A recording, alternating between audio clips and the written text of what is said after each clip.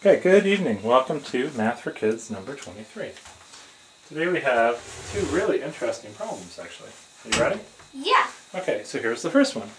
The product of two numbers is, product of two positive numbers is 100.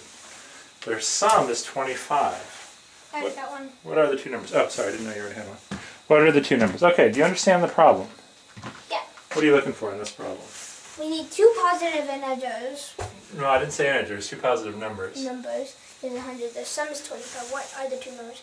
Let's say the two numbers are x and y. Okay, great. Good idea. So we know that x times y equals 100. Yeah. And x plus y equals 25. Very good. Okay. All right. Well, I have an idea. We can start thinking of some numbers, two numbers that product is 100. Okay. So I was thinking we could use something like 10 times 10. Okay. We can make it, and then there's and there's 10 times 10. There's 25 times 4. Okay, 25 times 4. Can you think of anything else? 20 times 5. Ooh. Okay.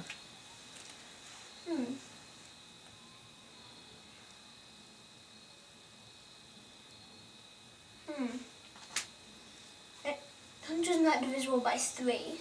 No, it's not divisible by 3. I can think of one more. 50 times 2. Yeah, and I can think of one more after that. 1 times 100. Oh, good job. All right, that's a pretty good start. So now let's add these numbers. 10 plus 10, 20. 25 plus 4. 25 plus 4 is 29. Yeah. 20 plus 5 is 25. Ooh. Ooh. Like we wanted. Okay. And then that also equals 100. All right. X equals 20. Y equals 5. Or just for fun, we can do 50 times 2. 52. And then 101. Huh. So there was only one way to do it, one answer, and you found it. Oh, that was a really good job. Okay. All right. Well, tell you what, I'm going to leave it at that, and Okay. it'd be interesting to see if this method, which is a really good idea, come to think of some ideas. It's not always going to work, but if you think of some ideas and you find something that works, then that's a great way to do it. Good job. All right, you ready for the next one? On to the next one. Okay, here's the second problem. We have the fraction. Do you have a marker? Yep. Okay. We have the fraction a divided by 3 plus b divided by 2 equals 7/6. And we want to find integers a and b that make this equation true. Well, for adding fractions, we got to get the common denominator. Okay, so we got to get a common denominator. So we have to multiply this one by 2 over 2. Yeah? And then this one by 3 over 3. Okay. All right, so great. So do that. So this is 2a. Okay, 2 times 2 is 6, though. It's 2 times a. 2a. Not 2, 8. Not 28. 2a. Where's that eraser? Is this it? Yep. Okay, here you go.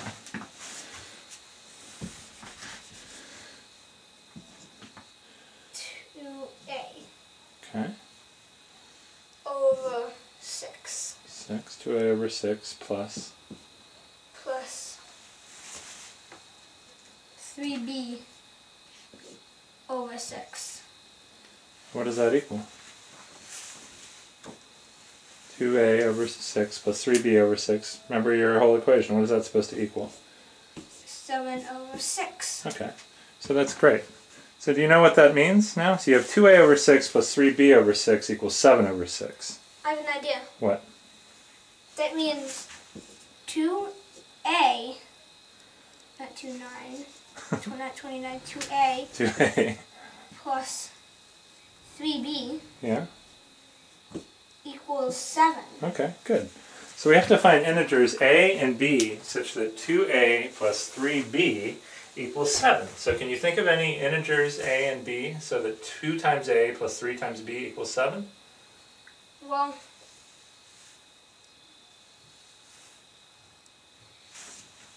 a could equal 2, b could equal 1. Okay, so what's that going to be? Because it's 2 times 2, which is 4, and then 3, which is 7. Okay, So now let's rewrite this equation as it would be. 4/6 plus, that's plus 3/6. Yeah, that's going to equal. Okay, great job. All right, hey, let me make sure I got that all on the camera. Oh yeah, okay, great. Now let me ask you just a real quick question. So you found a good solution with a equals 2 and b equals 1. What if b equals 3 instead? What if you put in b equals 3 here? So you have 2a plus 3b equals 7. What if b was equal to 3? That would equal. So here, why don't you write 2a plus 3b equals 7.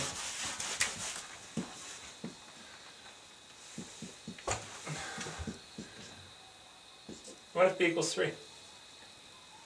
So a equals 2 and b equals 3. No, I didn't say a equals 2 and b equals 3. I said what happens if b equals 3? So you don't know what a is, you just know that b equals 3. A equals question mark? Yeah, a equals question mark. Okay, so what if b equals 3? That would be 2a over 3, the 2a over 6, I mean, Okay. plus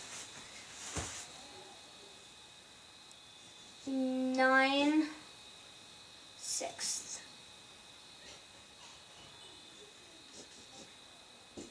What would that equal? Well, what's your equation equal? That equal 7, 6. So it says 2a plus 9 equals 7. 2a plus 9 equals 7. Well, that means a could equal -2. Are you sure? Well, 9 minus 2 is 7. Right, 9 minus 2 is 7, so what does a equal?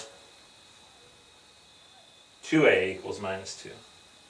And that means a equals -1. Right, that means a equals -1. So if b equals 3, a would equal -1. And so you would have